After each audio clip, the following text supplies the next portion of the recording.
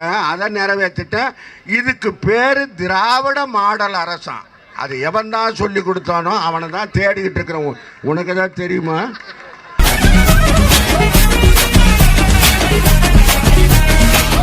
நீங்க எந்த பகுதியிலேருந்து எந்த பகுதிக்கு போறீங்க? எப்படி இருந்தது உங்களுக்கு மழைநீர்ல வந்தது?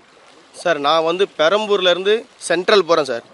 நான் வந்து ட்ராவல் பண்ணுறது ஒரு 7 கிலோமீட்டர் இருக்கும். 7 கிலோமீட்டருமே தண்ணி தான். நேற்று நான் அங்கேருந்து வரும்போது தண்ணி, இப்போ நான் இங்கேருந்து வரும்போது தண்ணி. என் பைக்கு இன்ஜினில் தண்ணி ஏறிச்சா பேட்டரியில் தண்ணி ஏறிச்சா என்னன்னு தெரில. அது இந்த பக்கம் பார்த்தா சோன்னு மலை, இந்த பக்கம் பார்த்தா சோன்னு மலை.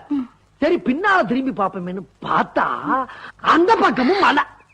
மழை பெஞ்சா சுத்தியும் தாண்டா பெய்யும். ஓ இப்ப அப்படி பெய்ய ஆரம்பிச்சிருச்சா? இல்லை, கிட்டத்தட்ட ஒரு 4 கிலோமீட்டரா தண்ணியிலே தள்ளின்னு வந்துக்கிறேன். 4 கிலோமீட்டரா தண்ணியில் தள்ளின்னு வந்துக்கிறேன்.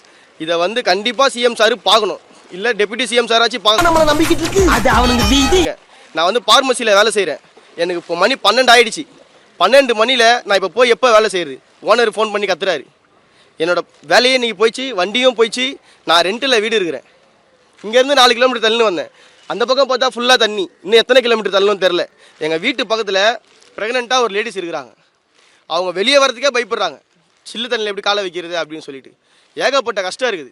நீங்கள் 4000 கோடி செலவு பண்ணிக்கிறேன்னு சொல்லிக்கிறீங்க. அந்த 4000 கோடியில் எவ்வளோ தெரியுமா பாதிக்கப்பட்டோம்? பள்ளம் தோண்டி தோண்டி அதை சரியாக மூடாமல் பள்ளம் மேடாக பைக்கில் ஓட்டி கீட்டி எவ்வளோ கஷ்டப்பட்டோம். அது தோண்டினது இல்லாமல் சரியாக மூடவும் இல்லை. அதை மூடி நீங்களே தண்ணி போச்சா? 4000 கோடி வச்சு நீங்கள் என்ன பண்ணீங்க? இதுக்கு பதில் நீங்கள் உங்கள் ஆட்சியிலே சொல்லிட்டு போயிடுங்க. இது என்னோட இந்த குடிமகனா, இந்த தமிழ்நாட்டோட ஒரு குடிமகனா, இந்திய குடிமகனா நான் கேட்குறேன். இது கேள்வி. 4000 ரூபாய் செலவு பண்ண சொன்னீங்க, 4000 கோடி செலவு பண்ண சொன்னீங்கல்ல, அந்த 4000 கோடியில் நீங்கள் என்ன பண்ணீங்க? இவ்வளோ பேரும் பாதிக்கப்பட்டிருக்கும். இந்த ஒரு இடத்துல தானே தண்ணி, மற்ற இடத்துலலாம் இல்லைல்ல, அட்ஜஸ்ட் பண்ணின்னு போகலான்னு நீங்கள் கேள்வி கேட்கலாம். இந்த ஒரு இடத்துல தண்ணி இல்லை, நீங்கள் நேரில் வந்து பாருங்கள். ஃபுல்லாக சூளை ஃபுல்லாக தண்ணி, சென்ட்ரல் ஃபுல்லாக தண்ணி, வேப்பேரி ஃபுல்லாக தண்ணி. இந்த பக்கம் 4 கிலோமீட்டர் தண்ணி. நான் ட்ராவல் பண்ணி வந்துக்கிறேன். இல்லை, நீங்கள் சொல்கிற மாதிரி இப்போ தினசரி இந்த பகுதியில் தான் நீங்கள் வந்து கடந்து போயிட்டு உங்களுடைய பணிகளை பார்க்கக்கூடிய சூழலை பார்க்க முடியுது. இருப்பினும் இந்த பகுதியை மட்டுமே கணேசபுரம் மேம்பாலத்திற்காக இந்த திட்டம் ஒன்று வகுக்கப்பட்டு 2 வருடங்களுக்கும் மேலாக இந்த பணி நடைபெறுச்சு. ஒழுங்காக நடந்திருந்தால் இது போன்ற நிலையிலேருந்து தப்பிக்கக்கூடிய வாய்ப்புகள் இருந்திருக்கா? சார் கரெக்டான டைம்லேயே பண்ணி முடிக்கல சார். கரெக்டான டைமில் பண்ணி முடிக்காதது அது பெரிய தப்பு. அந்த பக்கம் பாருங்கள், ஃபுல்லாக தோண்டி வச்சுக்கிட்டு ஃபுல்லாக மேடாயிடுச்சு. அது மேடானதால ஃபுல் தண்ணி. இந்த பக்கமும் தண்ணி இறங்கிச்சு, இந்த பக்கமும் தண்ணி இறங்கிச்சு, அந்த பக்கமும் தண்ணி இறங்கிச்சு, அந்த பக்கம் மேடு. அதை முடிச்சிருந்தா அது மாதிரி ஆயிருக்காது. தண்ணி 4 டிவைட் ஆயிருக்கும். 4 டிவைட் ஆயிருந்தா அந்த பக்கம் தண்ணி போயிருக்கும், இந்த பக்கம் கொஞ்சம் இந்த மேடு ஏறி இறங்கிருக்கலாம். இந்த வேலையை முடிக்காததுனால தான் இந்த மாதிரி ஆச்சுன்னு சொல்லலாம். 4 கிலோமீட்டருக்கு இதனால பாதிப்பு. இந்த பக்கம் உதயநிதி வரன்றாரு, ஸ்டாலின் வரன்றாரு, வரும் குடும்பத்தில் இல்லைங்க வந்து அவனு கட்சிக்காரங்க வந்து அங்க நின்னுக்கிறாங்க. அந்த ஜெனரேட்டர் பக்கத்துல போய் நின்று என்ன பண்ண போறாங்க? தண்ணி எடுக்க சொல்றதுக்கு தான் ஆளு, மத்தபடி ஒன்னுத்துக்கு ஆள் இல்லையா? நேற்று தான் கட்சி ஆரம்பிச்சான் விஜய்.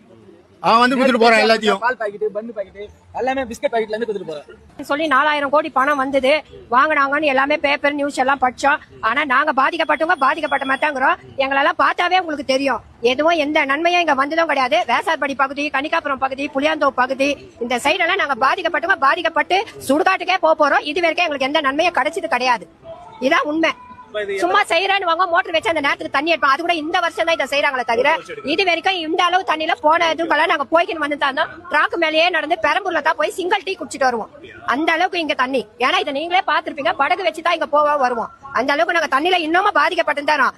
எந்த ஆட்சி வந்து இந்த இடம் சீர் பண்ணதா கிடையாது. பண்றேன்னு சொல்ல வேண்டியதுதான். அந்த நேரத்துக்கு ஒரு 1000 ரூபாய் தரேன், இதை பிரி தரேன், அதை பிரி தரேன்னு சொல்லிட்டு எங்களை இப்படித்தான் ஒரே அமக்கலம் பண்றாங்க. குழந்தையில இருந்தே பாத்துட்டு இருக்கேன், இங்க எப்பவுமே இப்படிதான் நிக்கும். இப்ப வந்து பாத்தீங்கன்னா ஃபுல்லா நீச்சல் அடிக்கிறோம். ஃபர்ஸ்ட் எல்லாம் பாதியில நிக்கும், இப்பெல்லாம் பிரிட்ஜே முழுகிற அளவுக்கு தண்ணி இருக்குது. யார் வந்தாலுமே இங்க மட்டும் எம்எம் கடந்து விடிவு காலம் வர மாட்டேங்குது. வியாசார்பாடிக்கு விடிவு காலமே வராது. அந்த காவா இந்த காவா எந்த காவா போட்டாலுமே தண்ணி வராது சார். நம்மளுக்கு குடிக்கிற தண்ணியும் சரி, எல்லா தண்ணியுமே சரி. இப்படிதான் நாங்க காலத்துக்குமே இருக்கிறோமே. எங்களுக்கும் இவ்வளவு வயசாச்சு, எங்க அப்பா தாத்தா எல்லாம் செத்து போயிட்டாங்க. இன்னமும் இங்க தண்ணி நின்றுட்டு தான் இருக்குது. யார் வந்தாலுமே எந்த ஆட்சி வந்தாலுமே எங்களுக்குன்னு இங்க ஒரு விடிவு காலமே கிடையாது. 4000 கோடி இருந்தாங்க. அந்த 4000 கோடி இந்த தண்ணியில தான் போய் நிக்குது. பாத்தீங்கன்னா தெரிஞ்சிடும். அது காவல தான் சார் போய் நிக்குது. அது சொல்றதுக்கு எதுவுமே இல்லை சார். 4000 கோடின்றது தண்ணியில தான் போய் நிக்குது.